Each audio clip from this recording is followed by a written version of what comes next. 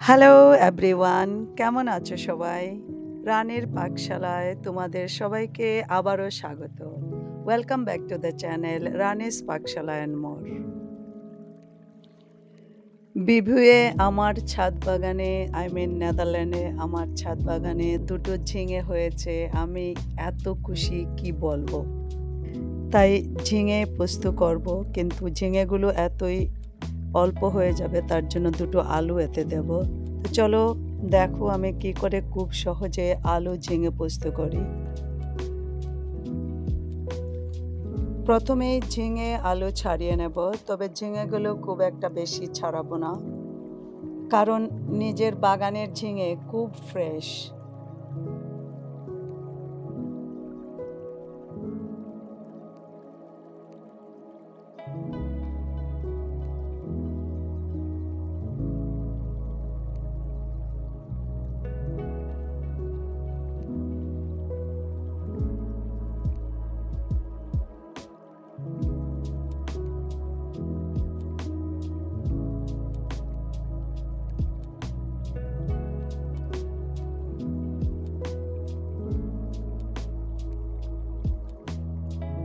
ঝিঙে আলু লম্বা লম্বা সরু সরু করে কেটে নিয়েছি।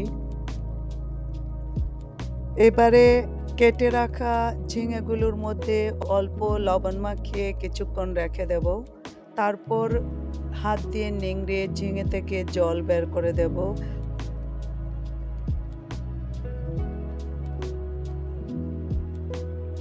চুলায় কড়াই বসিয়ে দিয়ে দেব সর্ষের তেল।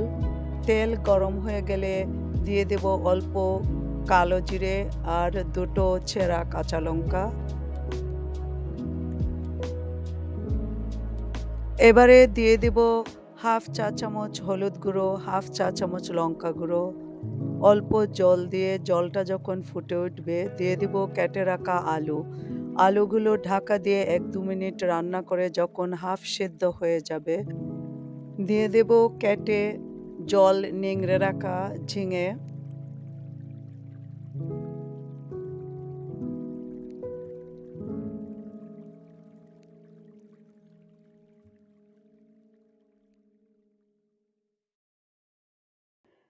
আলু আর ঝিঙে কিছুক্ষণ একসঙ্গে সাঁতলে নেওয়ার পর দিয়ে দেব পোস্ত বাটা অল্প জলে গুলে।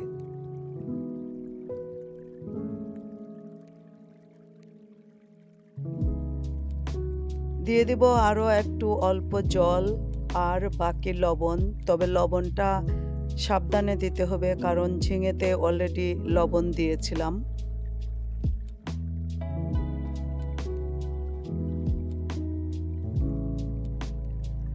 এরপর ঢাকা দিয়ে আরও কিছুক্ষণ রান্না করে যখন সমস্তটা গামাখা হয়ে যাবে, আলু ঝিঙে সেদ্ধ হয়ে যাবে, তবেই হয়ে যাবে আলু ঝিঙে পোস্ত।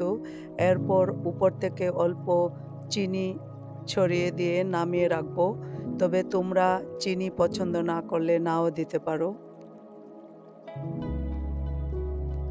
হয়ে গেল আমার আলু ঝিঙে পোস্ত। আশা করি ভিডিওটা তোমাদের ভালো লেগেছে। যদি ভালো লেগে থাকে তাহলে আমার চ্যানেলটা সাবস্ক্রাইব করো, ভিডিওটাতে লাইক দিও, কমেন্ট করো কেমন হলো। সবাই খুব ভালো থেকো। টাটা।